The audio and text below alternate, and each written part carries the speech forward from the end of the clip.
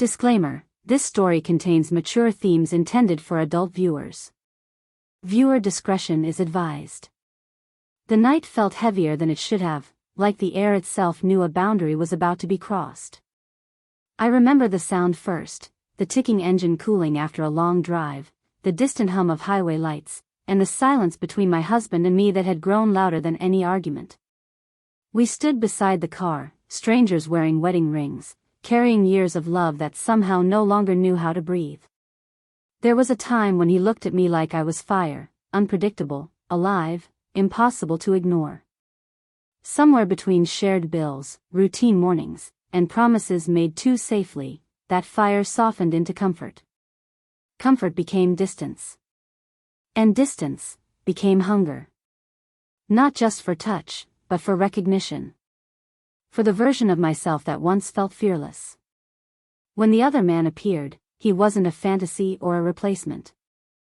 He was simply different, rough around the edges, unapologetically real, carrying the scent of work, motion, and freedom. Standing there under the streetlights, I felt seen in a way that startled me. Not cherished politely, but noticed. My pulse betrayed me long before my words ever could. I glanced back at my husband, expecting anger, rejection, anything that would pull me back into the safety of what we knew. Instead, his eyes held something deeper, vulnerability mixed with courage. He wasn't watching as a stranger, he was searching for the woman he had once fallen in love with. The woman who laughed louder, felt deeper, and never apologized for wanting more from life or love. In that suspended moment, the world narrowed to breath, emotion, and choice. Was this betrayal, or an attempt to rediscover connection in its rawest form?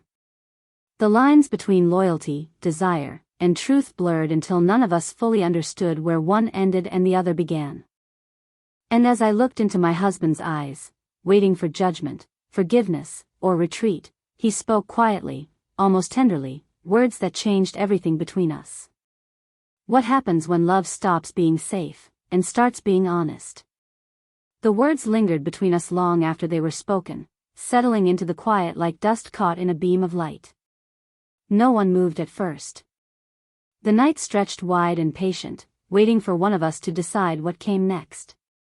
My heart beat too loudly in my chest, not from fear, but from the strange intimacy of being fully seen, by both men, in entirely different ways. I turned toward my husband slowly. The streetlight carved soft shadows across his face, revealing emotions he rarely allowed to surface. There was uncertainty there, yes, but also longing. The kind that comes from missing someone who is standing right in front of you. His gaze traced me carefully, almost reverently, as if rediscovering details he had forgotten, the way I held my shoulders, the nervous rhythm of my breathing, the spark he used to recognize instantly. "Are you still here with me?" I asked quietly, unsure whether I meant physically or emotionally. He stepped closer, closing the distance that had grown over months, maybe years. His hand hovered near mine before finally brushing against my fingers. The contact was gentle, almost hesitant, yet it carried more electricity than anything dramatic ever could. It felt like the first touch between strangers learning each other again. "I never left," he said, voice low. "I just didn't know how to reach you anymore." The confession settled deep inside me. For so long, I had believed our distance was inevitable, something marriages quietly surrendered to. Yet standing there, I realized we had both been waiting for permission to be honest, to admit that love alone hadn't been enough to keep us feeling alive. Behind us, the third presence remained silent, respectful, almost symbolic, a reminder of the risk we were standing on the edge of. Not a replacement, not a threat, but a mirror reflecting everything we had stopped saying aloud. The tension wasn't about anyone else, it was about us daring to confront the truth we had avoided. My husband's thumb traced absent-minded circles along my hand, a familiar gesture that awakened memories of early mornings and late-night confessions. I felt warmth rise in my chest, affection tangled with uncertainty. Part of me wanted to step forward, to fall back into safety. Another part resisted, afraid that returning too quickly would bury the restless part of myself once again. We stood suspended between past and possibility. His eyes searched mine, asking questions neither of us dared to voice. Could we rebuild something honest without breaking what remained? Could desire and devotion exist together without fear? I leaned closer, close enough to feel his breath, yet not close enough to erase the distance entirely. The space between us pulsed with unfinished emotion, fragile and powerful at once. And just as it felt like one word, one movement might change everything, he hesitated. The hesitation lingered like a held breath neither of us dared release. My husband's hand remained wrapped around mine, warm and steady, yet there was a tremor beneath his calm, a quiet fear that if he moved too quickly, everything fragile between us might shatter again. I felt it too. Years of unspoken disappointment stood between us like invisible walls. Not loud betrayals or dramatic fights, but smaller things, conversations postponed, emotions swallowed, moments when we chose peace instead of honesty. We had protected each other so carefully that somewhere along the way, we stopped truly reaching for one another. His eyes softened, searching my face as though trying to memorize it anew. Slowly, almost instinctively, he leaned closer. The world narrowed until there was only the space between our lips, charged, trembling, unfinished. My breath caught. For a second, I wanted nothing more than to close that distance. To erase every cold night and silent dinner with one simple movement. My fingers tightened around his, silently asking him not to disappear again. But just as his forehead nearly touched mine, he stopped. The restraint hurt more than rejection ever could. He exhaled sharply and pulled back half a step, running a hand through his hair as if fighting himself. I don't want this to be something we rush into because we're afraid, he said quietly. I want to know you're choosing me, not running from something else. His words landed deep. Because he was right. Part of my longing came from rediscovery, from feeling alive again after drifting through routine. And that truth scared me. Was I reaching for him out of love, or out of fear of losing who I had become tonight? Behind us, the distant sound of passing cars reminded me that life outside this moment still existed, responsibilities, expectations, the version of us the world recognized. Marriage had given us history, stability, belonging. But it had also wrapped us in roles we never questioned until now. I turned fully toward him, feeling the gravity of everything unsaid pressing against my chest. My fingers brushed his wrist again, slower this time, deliberate. The touch carried apology, hope, and a longing too complex for words. I never stopped wanting us, I whispered. His eyes closed briefly, as if the confession reached somewhere tender he had guarded for a long time. When he looked back at me, the desire between us wasn't reckless, it was heavy, patient, and deeply human. We stood there, close enough to choose each other, yet held back by the understanding that crossing this emotional threshold meant change neither of us could undo. And somehow, wanting each other too much made us both hesitate. The silence between us deepened until it felt almost tangible, like something alive, waiting to be acknowledged. The world beyond the dim streetlight faded away, leaving only breath, heartbeat, and the fragile gravity pulling us closer. I could hear his breathing now, uneven, mirroring my own, as though we were both standing on the edge of the same unspoken truth. His eyes held mine, unwavering. There was no performance left in either of us, no roles, no expectations, no carefully chosen words. Just two people stripped down to emotion alone. I noticed the smallest details, the way his jaw tightened when he was trying not to say something vulnerable, the faint crease between his brows that appeared whenever he was afraid of losing me. I thought I lost you, he admitted finally, voice barely louder than the night wind. Not to someone else, but to time. To life. To the version of us that stopped dreaming. The confession landed softly but shattered something inside me. All the distance, all the restless searching, it wasn't about escape. It was about wanting to feel chosen again. Wanted again. Alive together, not merely existing side by side.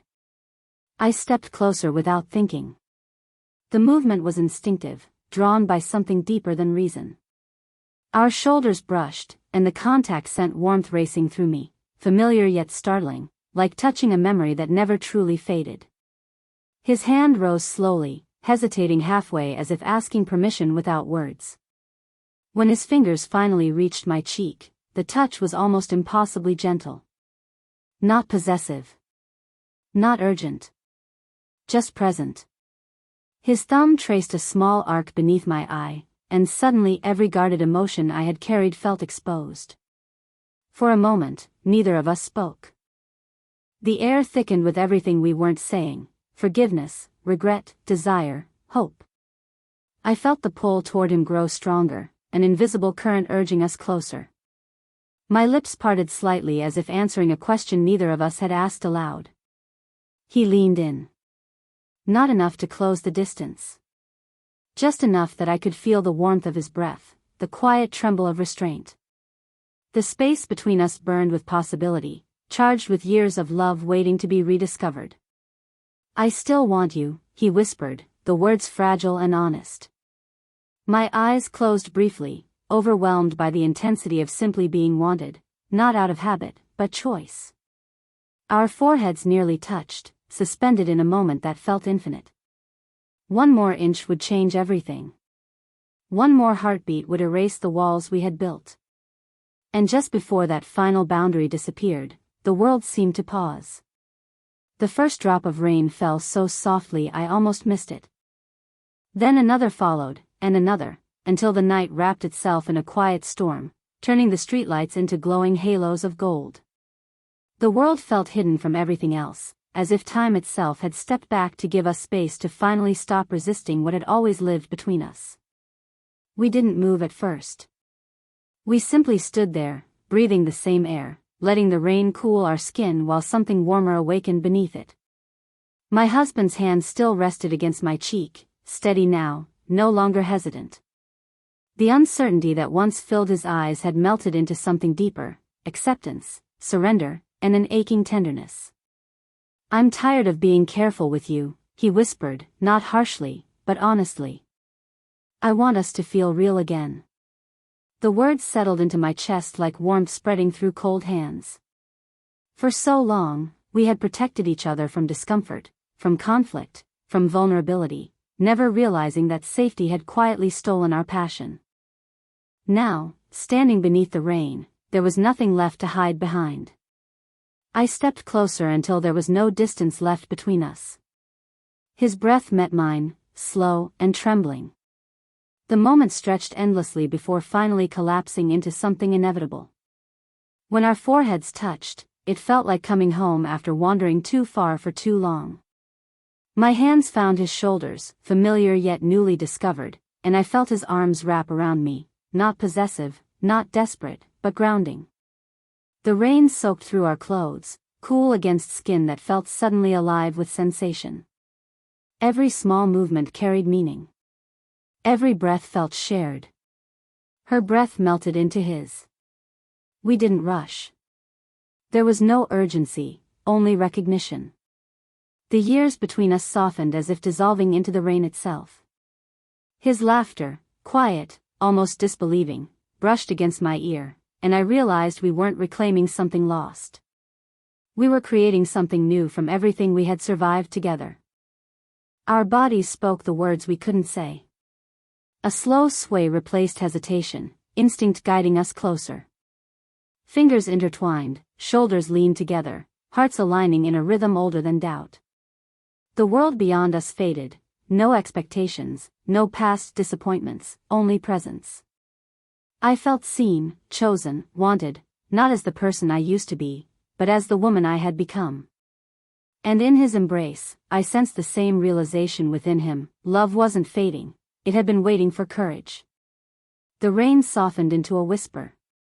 Streetlights shimmered across wet pavement, reflecting two figures holding each other as if rediscovery itself had weight. He pulled back just enough to look at me, eyes bright with emotion neither of us tried to hide anymore. "We found each other again," he said quietly. I nodded, unable to speak, because words suddenly felt smaller than what lived between us. And as the night carried us forward, wrapped in warmth and rain and unspoken promises, we finally stopped holding back, allowing love to move freely, gently, completely, right at the edge of forever. Morning arrived quietly, without drama. Soft light slipped through the curtains, pale and honest, revealing a world untouched by the intensity of the night before. The rain had stopped. Outside, everything looked ordinary: parked cars, distant traffic, a neighbor walking their dog. Yet inside me, nothing felt the same. I woke before him. For a long moment, I simply watched my husband sleeping beside me. His face looked younger in rest, softer somehow, as if the weight he carried had eased during the night. One arm lay stretched toward where I sat, fingers curled slightly, as though even in sleep he was reaching for reassurance that I was still there. Peace settled over me first. Then came the questions. Was what happened an act of healing, or desperation? Had we rediscovered love, or just escaped loneliness for a few fragile hours? The memory of the night lived not in actions but in feeling, warmth, honesty, vulnerability laid bare. Nothing about it felt careless. And yet, the magnitude of it pressed gently against my chest. He stirred and opened his eyes, immediately searching for me. When our gazes met, neither of us smiled right away. There was tenderness there, but also awareness, the understanding that emotional closeness doesn't erase complexity. "Are you okay?" he asked quietly. I nodded, though the answer wasn't simple. "I feel different." He sat up slowly, running a hand across his face. "Me too." Like we finally stopped pretending. Silence followed, but it wasn't uncomfortable. It felt reflective, almost sacred. We weren't rushing to define what we were now. For the first time in a long while, we allowed uncertainty to exist without fear. Then came the knock at the door. Sharp. Unexpected. We exchanged a glance, confusion flickering between us, before he stood to answer. I wrapped a blanket around myself, heart suddenly racing for reasons I couldn't explain. When the door opened, the third man stood there. Not intrusive. Not dramatic. Just present, hands in his pockets, expression calm yet thoughtful. Morning light framed him differently than the night had. Less mystery. More humanity. "I just wanted to make sure you two were all right," he said gently. "Last night, it wasn't about me. I think you both know that." His words landed softly but carried truth. The night had never belonged to anyone else. It had been a mirror, forcing us to face what we still meant to each other. My husband looked back at me, understanding passing silently between us. Whatever had happened hadn't broken us. It had revealed us. And standing there in the fragile clarity of morning, I realized the real aftermath wasn't guilt or regret, it was depth. Love, complicated and imperfect, but undeniably alive again.